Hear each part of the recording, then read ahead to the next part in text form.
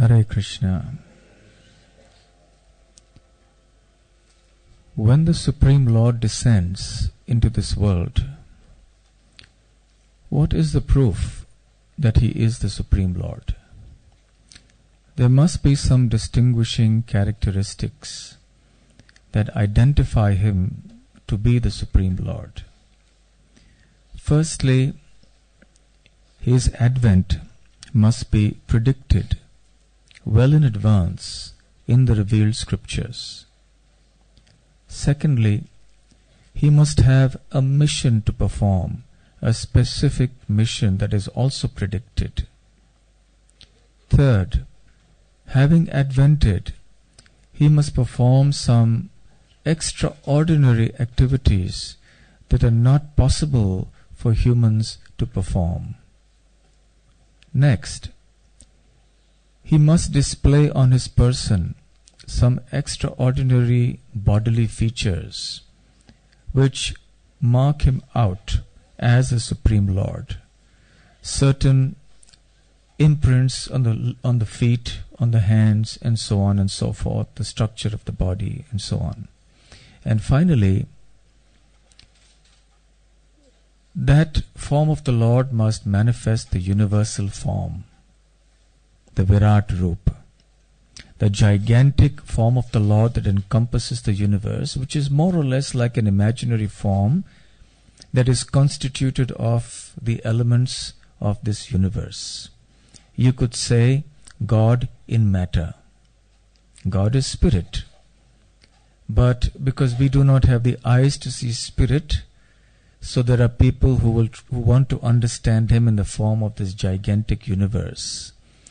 Actually, the devotees of the Lord who want to love Krishna in a very intimate way, especially in the footsteps of the devotees of Vrindavan, they are not really interested in seeing the awesome manifestations of God, awe-inspiring manifestations.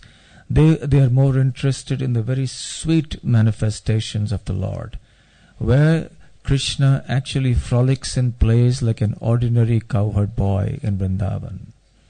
Nevertheless, Arjuna, for the sake of posterity, for the sake of the skeptics and doubters who would come in future in society and question Krishna's godhood, Arjuna wants to settle the matter. So he requests Krishna, please show me your universal form. He presents himself as the one who is desirous of seeing the Lord in that form. And Krishna kindly obliges. And when Arjuna sees that form, he is wonderstruck. He is in fact terrified. And this chapter has a whole description of what Arjuna sees, a form that was never before shown to anybody, as Krishna says himself. Finally, Arjuna says, my dear Lord, I can't take it anymore. Please show me your original form once again. So these awe-inspiring, terrifying forms may be good for the sake of those who don't have faith, who don't have understanding. And for those who don't have that understanding and faith, sometimes even these fearsome forms may not have the desired effect. They may still not believe in God. Krishna also showed a partial Virat Rupa, or the universal form, to Duryodhana. But Duryodhana was not at all impressed. He said, this must be some display of magic power or something, like we have so many magicians. So he's probably done it like that. There was one magician who made the Taj Mahal disappear. As everyone was looking on, suddenly they saw there's no more Taj Mahal in front. So they can do all sorts of things like this by tricks, by ordinary mundane tricks, and deceive you into seeing things that are not actually true.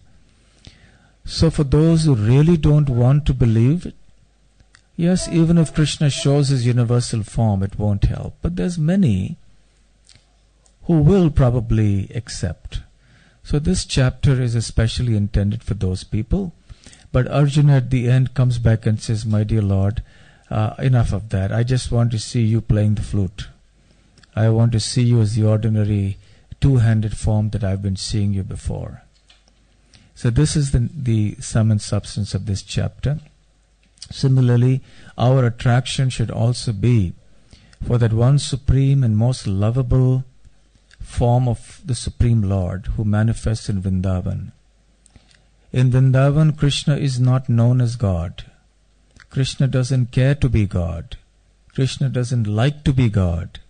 Krishna just likes to be a frolicsome cowherd boy, a prankster, a fun-loving boy, a cowherd boy who plays with the gopis, with the gopas, and all the residents of Vrindavan are completely absorbed in divine bliss, in remembering him, looking at him, and speaking and hearing about him.